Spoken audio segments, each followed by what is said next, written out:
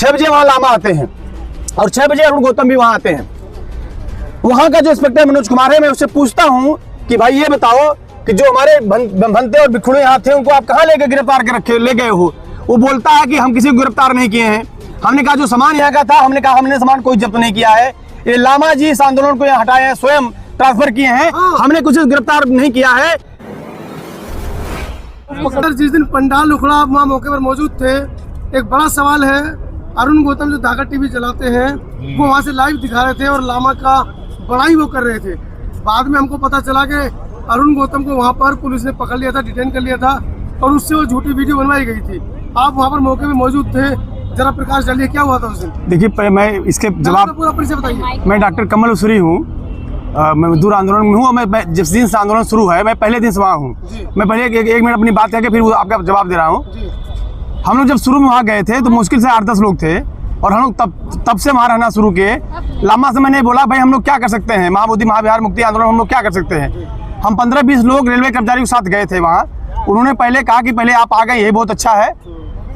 फिर हमारे रेल कर्मचारी चले गए, मैं वहाँ लगातार रुका रहा। मैंने उनसे कहा कि भाई ऐसे बैठने से आंदोलन नहीं चलेगा, कुछ पॉलिटिकल लोगों को इसमें शामिल करना चाहिए। फिर मैं उनके सहमति लेकर 2 भिक्खू और 2 भिखुड़ी लेकर पटना गया और तमाम राजनीतिक दल के लोगों से मिला। उसमें लालू जी से मिला, CPI, CPM, CPIM, तरह तरह के लोगों से मिला, कांग्रेस लोगों से मिला, बहुजन समाज पार्टी के लोगों से मिला और देश भर के तमाम लोग, दिल्ली भी आया, तमाम लोगों ने उस आंदोलन के पक्ष में समर्थन दिया। वो आंदोलन जो जमीन पर था वो देखते देखते उसमें 20 लाख का 25 लाख का वहाँ टेंट बन गया और बड़ी संख्या में लोग वहाँ आना शुरू किए और तमाम पैसे कौड़ी वहाँ आना शुरू हो गए। मुझे दुख तकलीफ तब हुआ जब करुणाशील भंते जी ने एक प्रोग्राम बनाया कि हम लोग 5 मई को पैदल मार्च करते हुए लगभग 2000 भंते लोग जाएंगे पटना और पटना पहुंचेंगे 8 मई को। 26 अप्रैल को मुझे लामा ने खुद पटना जाने के लिए कहा। मैं 26 अप्रैल को पटना चला गया। वहाँ जो राजनीतिक दल के लोग हैं मैंने सबसे संवाद किया। लगभग 20 से 25 विधायक वहाँ आने को तैयार हुए और ये प्रोग्राम था कि गर्दनी बाग में पहुँचेंगे। लेकिन क्या हुआ, बीच में अचानक वो यात्रा निकालते हैं, 5 को 6 को पहुँच जाते हैं पटना।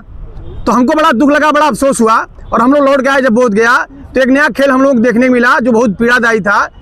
10 मई को हम लोग सब जानते हैं कि वहाँ पंडाल पे आगे बोला गया कि चूंकि भारत पाकिस्तान का युद्ध चल रहा है और इसमें हमको पीस रखना है, इसलिए आंदोलन को स्थगित किया जाता है। हमें अच्छा लगा। रात को ही 11 बजे भंते बीनाचार्य जी, करुणाशील भंते वहाँ आके बोले कि किसी काल चक्र में लगभग 5000 लोगों का कार्यक्रम होने जा रहा है। वहाँ तो भारत पाकिस्तान के युद्ध का नियम लागू नहीं होता है, केवल हमारे आंदोलन में लागू क्यों होता है? तो वो जो आंदोलन 10 मई को खत्म होना था वो आंदोलन कंटिन्यू चल गया। उसके बाद चीज़ें वहीं से बदलनी शुरू हो गई। 13 मई को मुझे, हम और बीनाचार्य जी एक साथ बैठे हुए थे, शाम को 6 बजे फ़ोन आया कि हमारे कुछ नागपुर के कुछ महिलाएं गई हैं बौद्ध बिहार के अंदर, उनके साथ मारपीट की गई। हम बीनाचार्य के साथ वहाँ पहुँचते हैं और हम लोग सबसे शांति की अपील करते हैं। उसके बाद क्या हुआ आप सब पत्रकार लोग जानते हैं।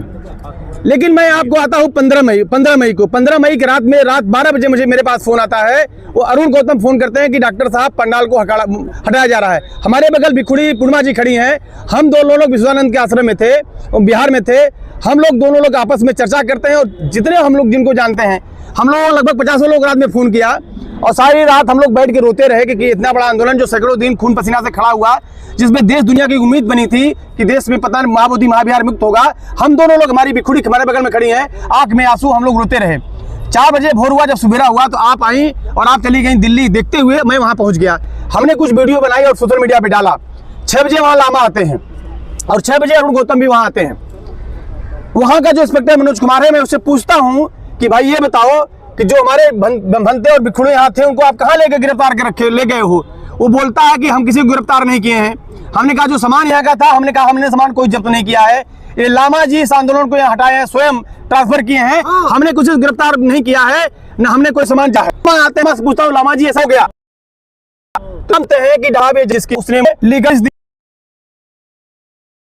ये सारे भिक्षु के साथ में मैंने साथ में दिल्ली में लगभग हमारा 7-8 महीना तो जंतर मंतर पे रहा, लाल किले के पीछे भी रहा, हमारा 1.5 साल आंदोलन चला वो।